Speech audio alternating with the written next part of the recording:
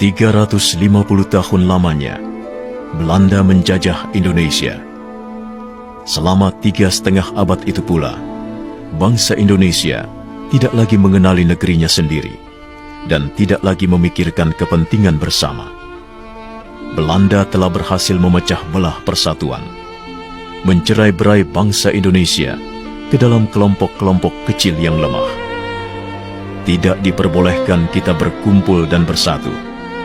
Tak ada kesempatan untuk berunding memahami keadaan bangsa.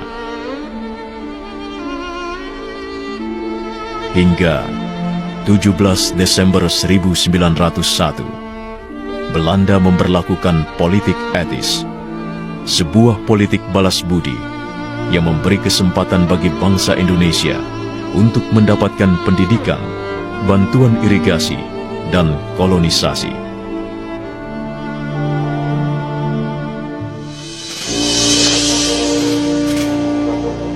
Dan Belanda tak pernah menyangka bahwa kebijakan politiknya itu justru menjadi tonggak awal kebangkitan bangsa Indonesia untuk bersatu melawannya. Pada masa itu, untuk keperluan pendidikan, pemerintah Hindia Belanda bahkan mendirikan gedung-gedung sekolah. Salah satunya Gedung Stovia yang ada di Batavia, sebutan Jakarta masa itu. Banyak pemuda Indonesia yang memanfaatkan kesempatan ini untuk menempuh pendidikan, sehingga lahirlah pelajar-pelajar, bahkan mahasiswa, baik di dalam negeri maupun di luar negeri. Banyaknya pemuda Indonesia yang mendapatkan pola pendidikan barat justru membuka pikiran mereka akan kemerdekaan. Di Stovia, di sekolah milik pemerintah Hindia Belanda, Sutomo Gunawan Mangunkusumo, Gumbrek, Saleh, dan Suleman, para mahasiswa Indonesia ini sering mengadakan diskusi-diskusi di perpustakaan. Disinilah mereka mulai memahami arti tanah air Indonesia.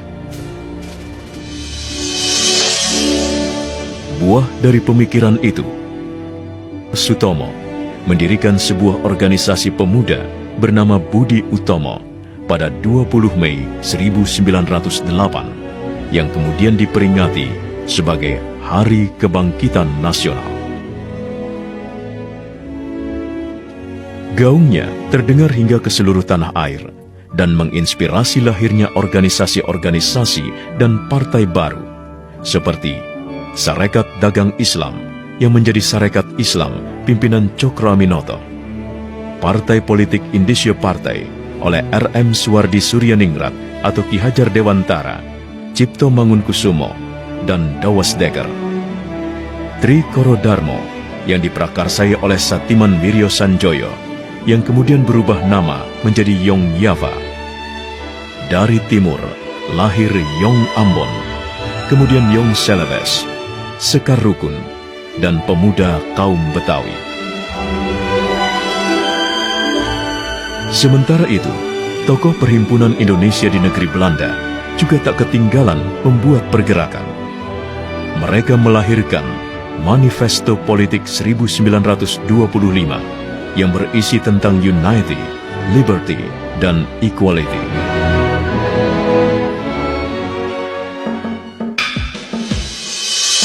Manifesto ini ternyata membawa dampak besar dan mampu membakar semangat pemuda di tanah air.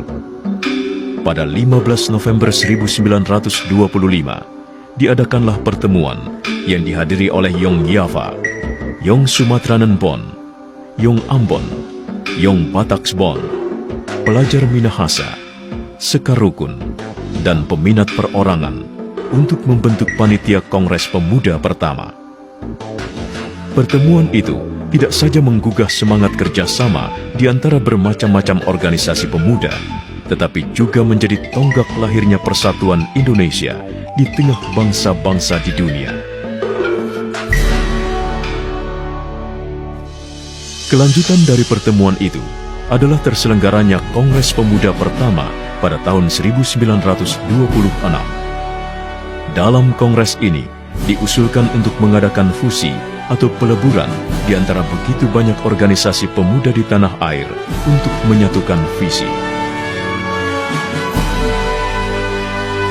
Hasil terpenting yang ingin dicapai dari pembentukan fusi yang pertama adalah Indonesia merdeka harus menjadi cita-cita seluruh pemuda Indonesia.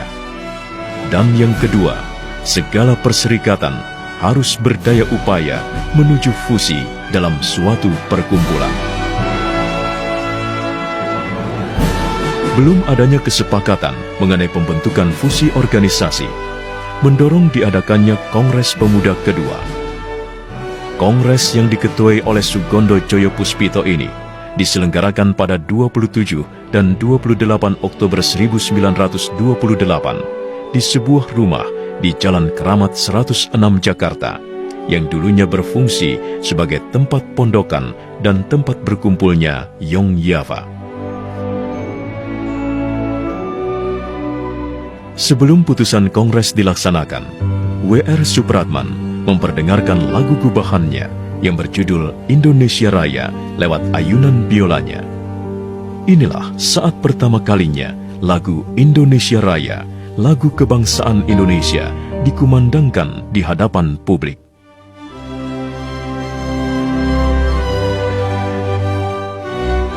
Seluruh peserta kongres yang hadir tampak terpukau dan tersihir dengan alunan biola W.R. Supratman serta lagu Indonesia Raya yang begitu agung, megah, dan syarat makna.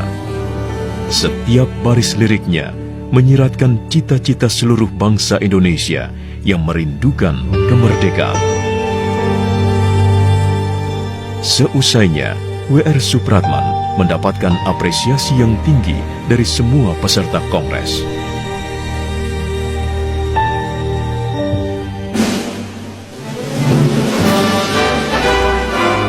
Tibalah akhirnya pada pembacaan hasil putusan Kongres Pemuda kedua.